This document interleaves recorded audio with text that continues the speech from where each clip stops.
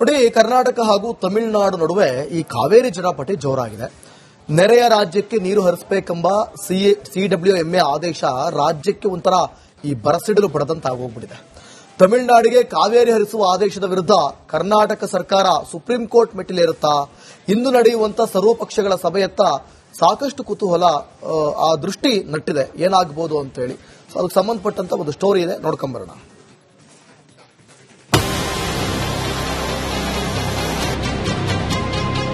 ಇವತ್ತಿಗೆ ಸ್ಟಾರ್ಟ್ ಆಗುತ್ತೆ, ನೀರು ಬಿಟ್ರೆ ನಾವು ಎಲ್ಲಿ ಹೋಗೋಣ? If you do not succeed, then we'll have to go to Supreme Court seeking an appropriate remedy. ಈಗ ನಾನು ಬಿಡುದಿಲ್ಲ ಅಂತ ನಾನಾಗ್ಲಿ, ಯತೀಂದ್ರಾಗ್ಲಿ, ಸಂಘಟನೆಗಾರರಾಗ್ಲಿ ನಾವೆಲ್ಲ ಹೇಳಿದ್ರೆ ನೀರನ್ನ ಹಿಡ್ಕೊಳಕ್ ನಮ್ ಕೈ ಆಗುದಿಲ್ಲ. ನಾವು ನೀರು ಬಿಡೋದಿಲ್ಲ ಅಂತ ಹೇಳಿದೀವಿ ಅಲ್ವಾ? ವಿಪಕ್ಷದ ನಾಯಕರನ್ನ ಕರೆದಿದ್ದೀವಿ, ಕರೆದು ಅವರ ಅಭಿಪ್ರಾಯ ತಗೊಳ್ತೀವಿ. ನಾವೇನೋ ನೀರು ಬಿಡ್ತೀವಿ ಅಂತ ತೀರ್ಮಾನ ತಗೊಂಡಿದ್ರೆ ಪ್ರತಿಭಟನೆ ಮಾಡೋದ್ರಲ್ಲಿ ಅರ್ಥ ಇರ್ತಿತ್ತು. ಕರುನಾಡು ತಮಿಳುನಾಡು ಕಾವೇರಿ ಯುದ್ಧ.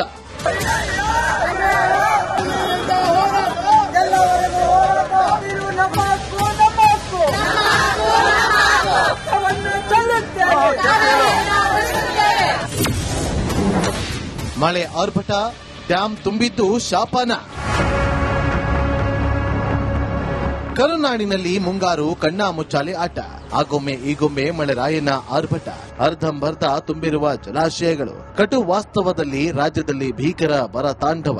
ಆದರೆ ತಮಿಳುನಾಡಿಗೆ ಕಾವೇರಿ ಹರಿಸಬೇಕೆಂಬ CWMA ಆದೇಶ ಕರ್ನಾಟಕ ತತ್ತರಿಸಿ ಹೋಗಿದೆ. ಜೀವನಾಡಿ ಉಳಿವಿಗೆ ರೈತರು, ಕನ್ನಡ ಪರ ಸಂಘಟನೆಗಳು ಹಾಗೂ ರಾಜಕೀಯ ಪಕ್ಷಗಳು ಬೀದಿಗಿಳಿದಿವೆ.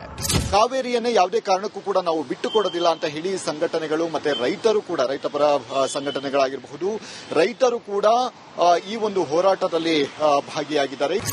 ರಾಜ್ಯದಲ್ಲಿ ಕುಡಿಯೋಕೆ ನೀರಿಲ್ಲ. ಸಾಲ ಸೋಲ ಮಾಡಿ ಬೆಳೆದಿದ್ದ ಬೆಳೆ ಒಣಗುತ್ತಿದೆ. ಜನ ಜಾನುವಾರುಗಳು ಮೇವಿಲ್ಲದೆ ಪರದಾಡುತ್ತಿವೆ. ಇದಕ್ಕೆ ತದ್ವಿರುದ್ಧವಾಗಿ ತಮಿಳುನಾಡಿನ ಮೆಟ್ಟೂರು ಡ್ಯಾಂನಲ್ಲಿ 40 TMC, ಭವಾನಿ ಜಲಾಶಯದಲ್ಲಿ 8 TMC ನೀರಿದೆ. ಆದರೆ ತಮಿಳುನಾಡಿಗೆ 2ನೇ ಕುರುಬೈ ಬೆಳೆಗೆ ನೀರು ಬೇಕಂತೆ. ಈಗಾಗಲೇ ಸುಮಾರು 334 TMC ನೀರು ಹರಿದು ಹೋಗಿದೆ. ಅಂತರ್ಜಲ ಮಟ್ಟ ವೃದ್ಧಿಯಾಗಿದ್ದು ಕೆರೆಗಳು ತುಂಬಿ ತುಳುಕುತ್ತಿವೆ.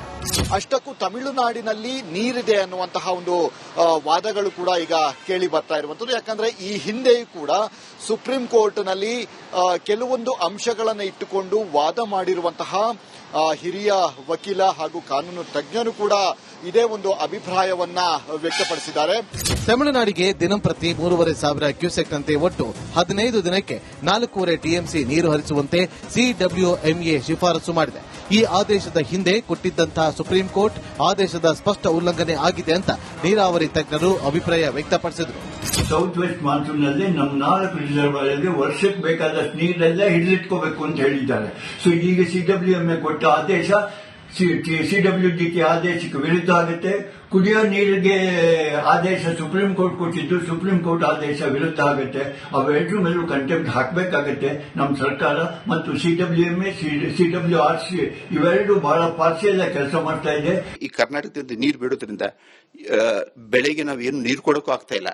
ಈಗಿರ್ತಕ್ಕಂತಹ ನೀರು ಒಂದು ವೇಳೆ ಮಳೆ ಬರ್ದಾನೆ ಇದ್ದಾರೆ, ಕರ್ನಾಟಕಕ್ಕೆ ಕುಡಿಯುವ ನೀರಿಗೂ ಸಹ ತೊಂದರೆ ಬರ್ತಕ್ಕಂಥ ಪರಿಸ್ಥಿತಿ ಇದೆ ಅಂತ ಹೇಳಿದ್ರೆ, ಈ ಕಾವೇರಿ ಜಲಾನಯನ ಪ್ರದೇಶದಲ್ಲಿ ಮೈಸೂರು ಇದೆ, ಮಂಡ್ಯ, ತುಮಕೂರು ಸಹ ಇದಕ್ಕೆ ನಾವು ವಾಟರ್ ಕೊಡ್ತಾ ಇದ್ದೀವಿ.